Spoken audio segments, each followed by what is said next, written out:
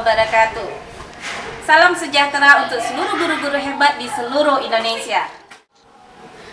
Perkenalkan, nama saya Sri Novita SPDI MPD. Saya adalah salah seorang guru pendidikan agama Islam di SMK Negeri 1 Lintobuo, Kecamatan Lintobuo, Kabupaten Tanah Datar, Provinsi Sumatera Barat.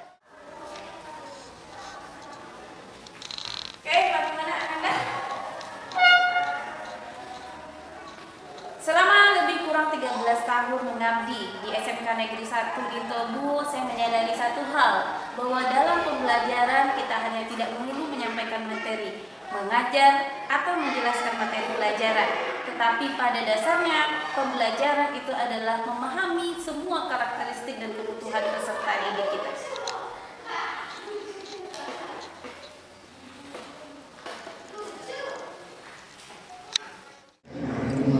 Pembelajaran berdiferensiasi merupakan salah satu solusi dalam mengatasi timbulnya masalah belajar akibat kemajemukan peserta didik.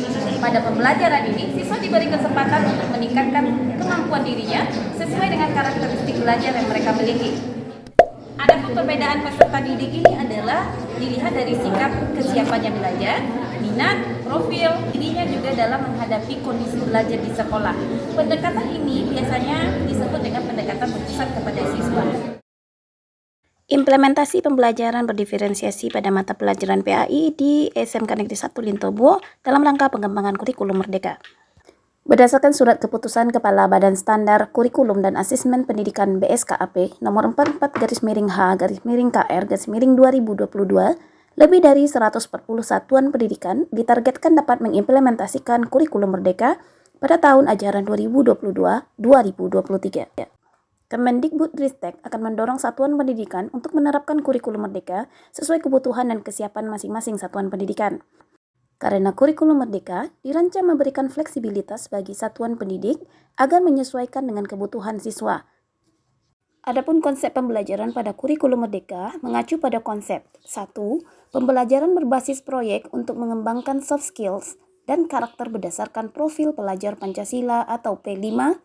Yang kedua, berfokus pada penguatan materi esensial serta pembelajaran yang mendalam untuk meningkatkan kompetensi dasar, literasi, dan numerasi. Yang terakhir itu pembelajaran yang dilakukan guru bersifat fleksibel berdasarkan kemampuan peserta didik. Dengan demikian, kurikulum merdeka mengadopsi konsep pembelajaran berdiferensiasi, di mana guru memfasilitasi peserta didik sesuai dengan kebutuhannya.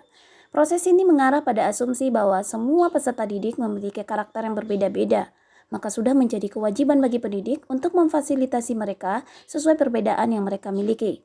Oleh sebab itu, saya memilih menggunakan pembelajaran berdiferensiasi dalam sejumlah kegiatan pembelajaran pendidikan agama Islam di kelas. SMK Negeri 1 Lintobuo merupakan salah satu sekolah menengah kejuruan yang terletak di Nagari Tigo Jangko, Kecamatan Lintobuo, Kabupaten Tanah Datar, Provinsi Sumatera Barat. Dalam operasional pendidikannya, menekankan kepada pengembangan bidang teknologi dan rekayasa. Seperti halnya sekolah lain di Indonesia, SMK Negeri 1 Lintobuo memiliki peserta didik yang berasal dari latar belakang sosial, budaya, dan ekonomi yang berbeda, yang juga mempengaruhi karakteristik secara individu dan kelompok. Di dalam satu kelas, seorang guru melayani 12 hingga 36 peserta didik.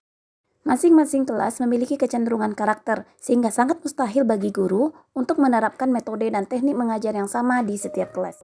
Misalnya ada satu jurusan atau kelas yang sebahagian peserta didiknya memiliki kemampuan belajar rendah, sehingga sulit memahami konsep belajar yang memerlukan kemampuan berpikir tingkat tinggi atau high order thinking. Pada umumnya, siswa dengan kecenderungan seperti ini bersifat pasif, lemah dalam menganalisis serta mengembangkan ide-ide. Dan sebaliknya, ada kelas yang sangat responsif pada saat mempelajari sebuah materi yang mengarah pada pembelajaran berbasis hot. Namun, bagaimanapun juga, guru harus bisa menyampaikan pembelajaran agar siswa dapat mencapai target ketuntasan materi atau mencapai tujuan pembelajaran. Dalam hal ini, guru memerlukan usaha sungguh-sungguh agar peserta didik mau melibatkan diri dalam pembelajaran.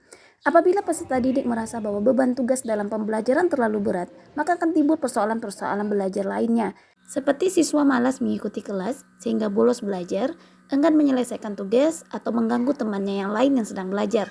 Tentu hal ini akan mempengaruhi kualitas dan hasil belajar di kelas.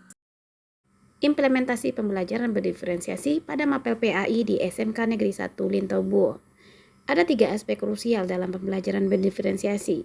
Yang pertama, aspek konten, mengacu kepada materi pembelajaran yang berkualitas, proses pembelajaran yang mengarah pada penerapan pembelajaran berdiferensiasi, serta aspek penilaian berkelanjutan yang mengacu pada penilaian sumatif dan formatif. Pada dasarnya, pembelajaran berdiferensiasi memiliki 6 prinsip. 1. Meliputi lingkungan, yang meliputi lingkungan fisik sekolah dan iklim belajar. Aspek kedua adalah kurikulum yang berkualitas, merupakan penguasaan aspek pedagogik mata pelajaran PAI, serta kemampuan menghubungkan konten dengan realitas kehidupan peserta didik. Yang ketiga adalah asesmen berkelanjutan, melakukan penilaian formatif yang merupakan penilaian dalam proses pembelajaran, dan penilaian akhir atau penilaian sumatif yang dilakukan secara berkelanjutan.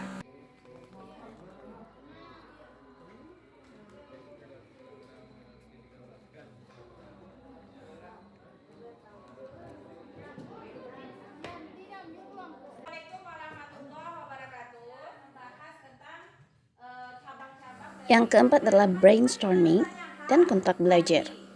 Ini merupakan prioritas serta mengajukan pertanyaan pemantik kepada siswa serta menjelaskan kontrak belajar dan sumber belajar yang dibutuhkan selama proses pembelajaran. Yang kelima adalah pengajaran yang responsif. Setelah melakukan asesmen, saya menganalisis hasil asesmen, lalu melakukan tindak lanjut dan refleksi berupa perbaikan atau remedial dan pengayaan kepada peserta didik maupun perbaikan program pembelajaran. Yang keenam, kepemimpinan dan rutinitas di kelas. Kepemimpinan merupakan aspek yang penting dalam mengajar. Untuk itu, saya berusaha untuk memberikan arahan yang jelas, mengorganisir kelas sesuai dengan gaya belajar peserta didik, baik dalam pembelajaran individu maupun kelompok, serta melakukan sejumlah pengelolaan kelas agar menjadi tempat yang kondusif dan menyenangkan bagi peserta didik. Bagaimana mengorganisir keberagaman peserta didik? Menurut Tomlinson, ada 3 aspek terkait keberagaman peserta didik, yaitu kesiapannya belajar yang ditinjau dari aspek fisik dan psikis. Kedua adalah aspek minat, bisa ditinjau dari aspek motivasi atau keinginannya untuk mempelajari suatu materi pelajaran. Dan yang terakhir adalah profil belajar yang mengarah kepada pendekatan atau cara yang disukai oleh peserta didik agar mereka mudah memahami pelajaran dengan baik. Untuk memperoleh informasi mengenai kesiapan, minat, serta profil belajar peserta didik, saya menyebarkan angket dalam bentuk Google Form, serta melakukan wawancara dan observasi mengenai perilaku peserta didik. Tahap pembelajaran berdiferensiasi pada mata pelajaran pendidikan agama Islam. Ada beberapa tahapan dalam pelaksanaan pembelajaran berdiferensiasi. Tahap pertama ialah merencanakan atau perencanaan yang dilakukan dengan menyusun perangkat pembelajaran. Saya juga melakukan pemetaan karakteristik peserta didik sebagaimana telah disampaikan sebelumnya dengan menggunakan Google Form, wawancara, dan observasi. Tahap selanjutnya adalah tahap pelaksanaan pembelajaran berdiferensiasi. Pada tahap pelaksanaan pembelajaran berdiferensiasi, saya menyusun metode pembelajaran serta media berdasarkan konten atau materi serta karakteristik peserta didik. Saya mengajukan pertanyaan pemantik pada pretest serta brainstorming selama pembelajaran berlangsung. Ada sejumlah metode yang saya gunakan dalam pembelajaran berdiferensiasi sebagai berikut.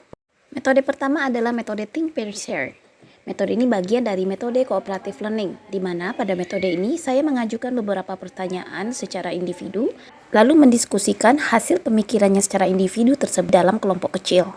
Dalam pembelajaran ini, saya menggunakan LKPD yang disusun secara online, menggunakan aplikasi Canva serta PowerPoint PPT online, serta menyusun video pembelajaran yang diupload ke YouTube sehingga siswa dapat mengakses kapan saja untuk mengetahui informasi mengenai materi pembelajaran. Metode kedua adalah metode CGBL atau Cooperative Game-Based Learning. Ini merupakan perpaduan antara metode Cooperative Learning dengan metode Game-Based Learning. Saya menggunakan beberapa media untuk merancang game agar peserta didik dapat terlibat secara aktif selama sesi permainan. Di antara aplikasi yang saya gunakan adalah PowerPoint menggunakan timer, kartu bermain, serta menggunakan aplikasi quizzes. Metode selanjutnya adalah metode pembelajaran dengan praktek terbimbing atau metode demonstrasi langsung. Materi PAI terdiri dari beberapa bagian atau elemen atau kompetensi dasar. Di antaranya ada materi ibadah yang berbentuk praktek, misalnya pada penyelenggaraan jenazah. Setelah peserta didik dibekali dengan pengetahuan mengenai bagaimana cara menyelenggarakan jenazah dan saya mendemonstrasikannya kepada peserta didik, mereka kemudian melakukannya dan membuat praktek secara kelompok. Kemudian masing-masing kelompok videokan kegiatan mereka. Siswa membuat laporan praktek berbentuk video. Dalam mengedit video, peserta didik menggunakan berbagai jenis aplikasi Android seperti KineMaster, CapCut, dan sebagainya. Pada materi pembelajaran berbentuk pemahaman konsep, menggunakan salah satu metode yang cukup efektif, mind mapping. Misalnya pada materi Syu'abul Iman kelas 10, saya meminta siswa secara kelompok untuk membuat peta konsep sesuai dengan imajinasi mereka, serta pemahaman mereka mengenai materi. Hasil peta konsep kemudian dipresentasikan di depan kelas, dan saya meminta teman-temannya untuk mengamati, serta memberikan masukan kepada temannya yang tampil tersebut. Metode selanjutnya adalah metode eksperimen. Dalam pembelajaran PAI, terutama masalah akhlak, saya mengembangkan sejumlah metode tadabbur melalui beberapa eksperimen. Di antaranya, melakukan eksperimen sabun dengan merica dan gula. Peserta didik diminta mengamati reaksi merica dan gula saat ditabur di atas air yang ditaruh di dalam mangkok, saat dimasukkan sepotong sabun ke dalamnya. Hasil kedua reaksi itu menunjukkan gambaran perilaku orang yang memiliki akhlak baik terhadap lingkungan dan sebaliknya. Sabun yang menyebabkan merica menjauh adalah gambaran orang yang memiliki akhlak buruk karena lingkungan sosial akan menjauhinya. Sementara sabun memiliki reaksi yang stabil di mana gula justru ditarik ke dalam air dan cenderung tidak memiliki reaksi apa-apa. Ini merupakan gambar orang yang memiliki sifat terpuji. Peserta didik mencatat laporan hasil eksperimennya, kemudian diminta untuk mempresentasikan di depan kelas, lalu meminta kelompok lain untuk menanggapi kelompok penyaji. Masih banyak metode yang bisa kita gunakan untuk mengimplementasikan pembelajaran berdiferensiasi, seperti studi kasus, problem-based learning, pembelajaran discovery, active learning, inquiry, dan sejumlah pembelajaran kooperatif lainnya. Tahap asesmen pembelajaran terdiri dari asesmen formatif dan sumatif.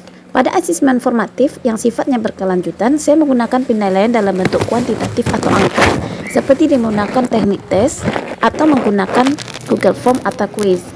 Selain itu, saya juga menggunakan penilaian secara kualitatif, misalnya pada aspek karakter atau profil peserta didik, atau menggunakan wawancara, pengamatan, serta lembar sikap siswa.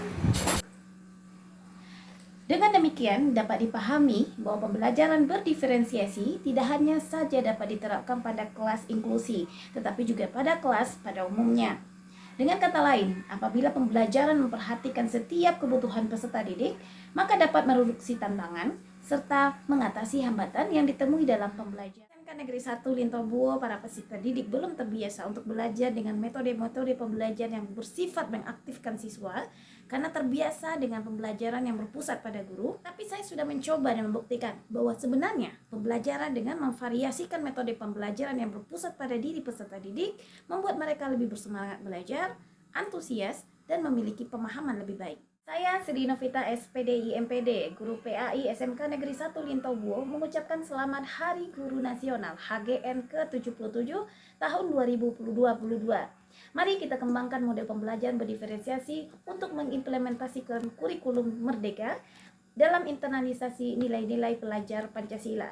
Terima kasih banyak. Assalamualaikum warahmatullahi wabarakatuh.